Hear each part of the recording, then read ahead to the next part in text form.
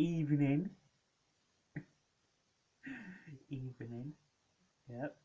Uh, so the Conservative Party conference. I also watched that. I actually watched that before the Labour Party conference, and even though I spent most of my time in the bath because listening to Boris Johnson is like listening to nails on a chalkboard whilst I'm getting anally thrust by your local diddler. Yeah, we're going that far. Uh, Boris Johnson, in my opinion, is single-handedly one of the worst prime ministers we've had in a long time. In fact, I'd probably reckon that in a Gallup poll or in like the prime ministers ranked post World War II, he would be up there as one of the worst. Now, the Conservative Party, they founded in 1912, 12 years after the Labour Party founded. The Tories or the Conservatives, whatever you want to call them, have had the most prime ministers of any party in British history. The recent prime minister is Boris Johnson, the former editor, journalist, author, and mayor of London. Mayor of fucking London. Mayor of fucking London for 2 terms. And the Conservatives have been in power for 11 years now. 11 years since someone other than the Conservatives was Prime Minister, that being Gordon Brown, who was Labour from 2007 to 2010. We've had David Cameron, we've had Theresa May, and now we've had Boris Johnson. So now, because this is the first Conservative Party conference since 2019, Boris Johnson was elected as Conservative Party leader and Prime Minister of the United Kingdom in 2019, following the resignation of Theresa May, following the whole Brexit negotiations and the votes of no confidence that pretty much killed her premiership. And in the end, it was between Jeremy Hunt and Boris Johnson for the candidacy for Conservative leader and Prime Minister. Boris somehow won the vote, won over everyone, and we've been stuck with him ever since. And ever since then, Boris's premiership has been train wreck, to say the least. To discuss from him from 2019 to about early March 2020, you kind of just go, yeah, he's done some things, not really much to complain about when the economy and everything is kind of all ship-shape and all this goodness. But then, obviously, in mid-March of 2020, the coronavirus hit big time and absolutely bent us over and shagged us. It is the first pandemic we've had in a century. It is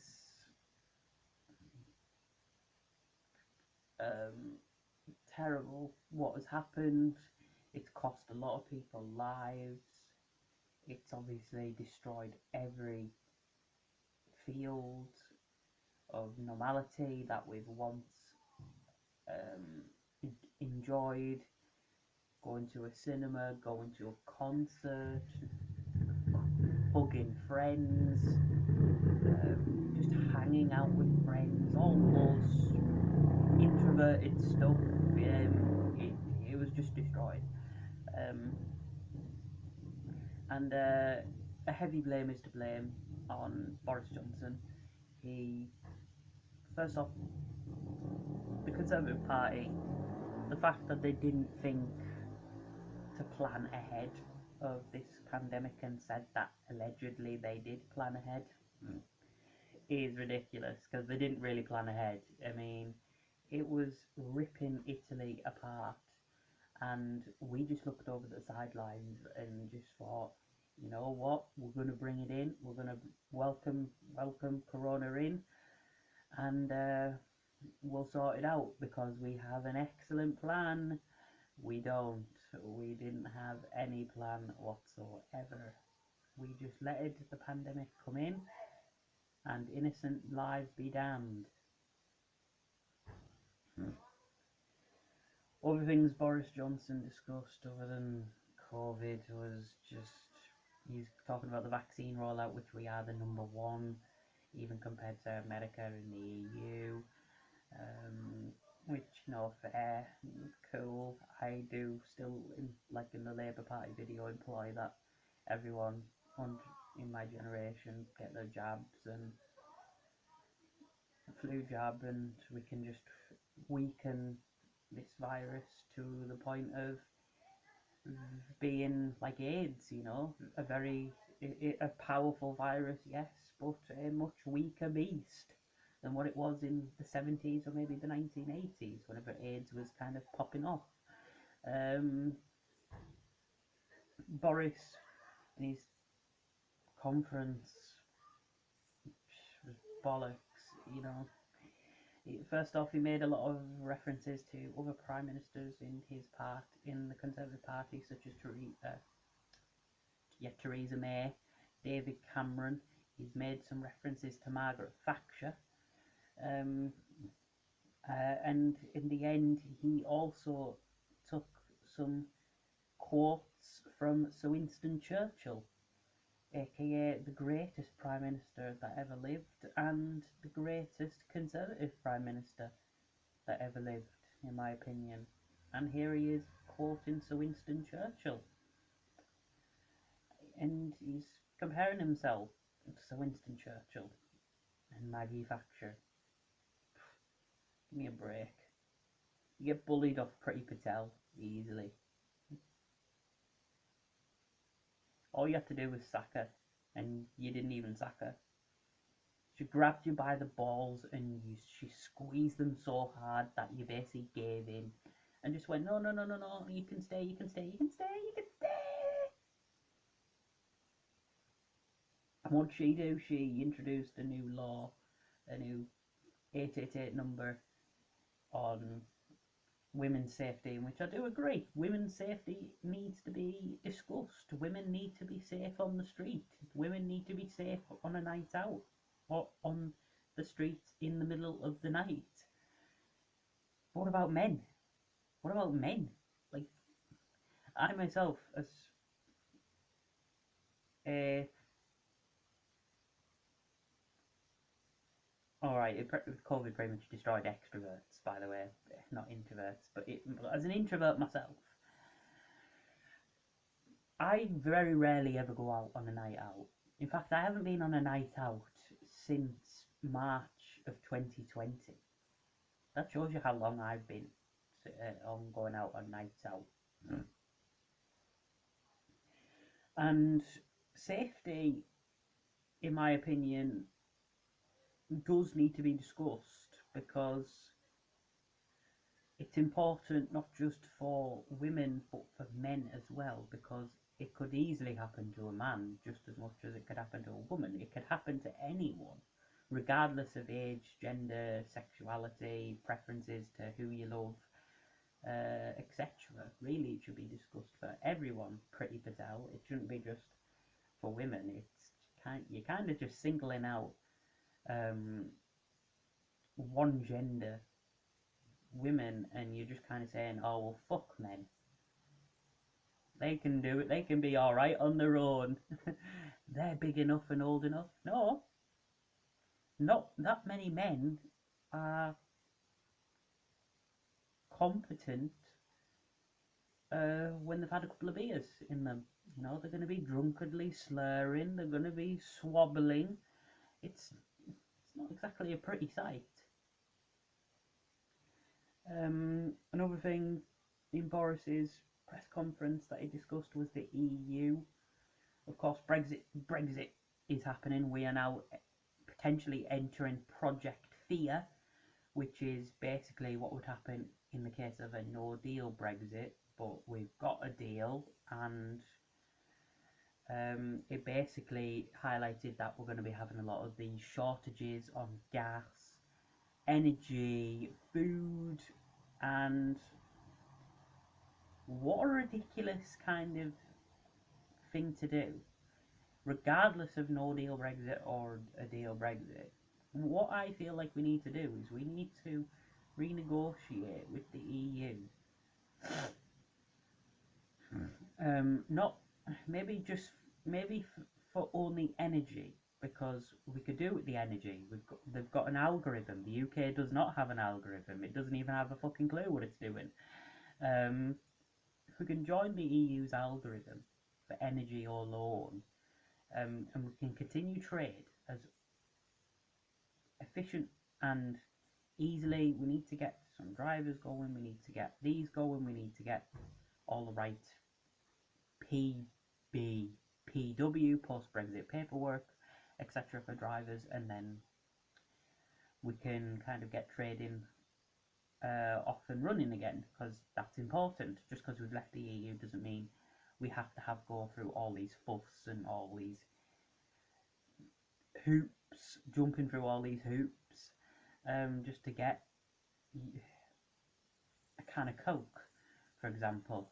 It's like, come on.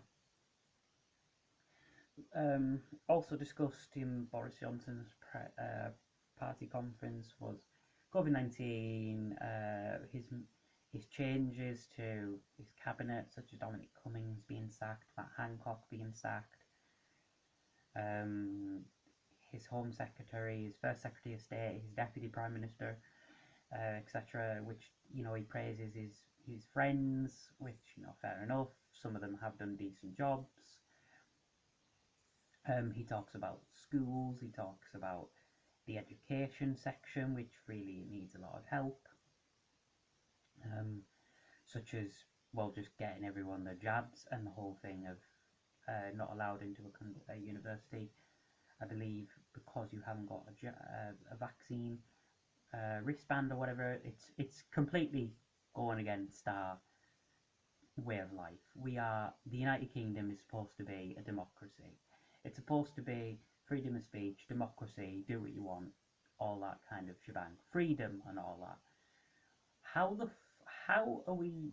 It feels honestly like we're run in a dictatorship or a communism. It feels like we're in a proto-neo Soviet Union in a way, where we have very limited amount of what we can do. COVID passports, in my opinion, should be sacked regardless.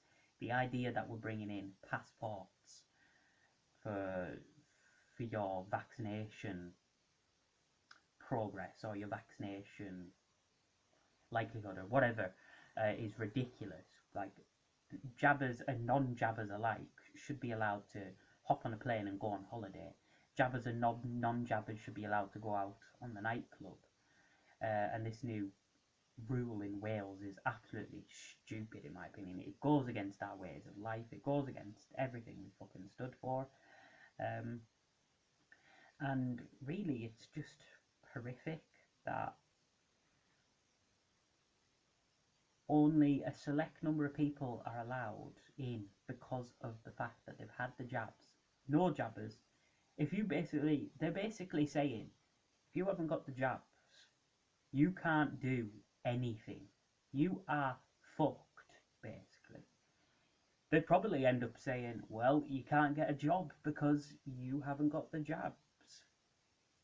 I'm not actually joking. They probably are saying that. They're just not going to say it because it makes them look like assholes. And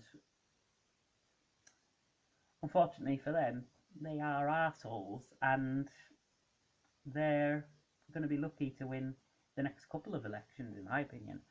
But to cut short this video, I felt like the Conservative Party conference was just a lot of bollocks. I mean, I didn't really spend much time watching it. I in fact chose to go in the bath over Boris Johnson, so that shows you what my opinions on the conference was. That I'd rather go in the bath than listen to Boris. But yes, that's how I'd probably handle it to the Conservatives, and I'll see you for the next video. See you later.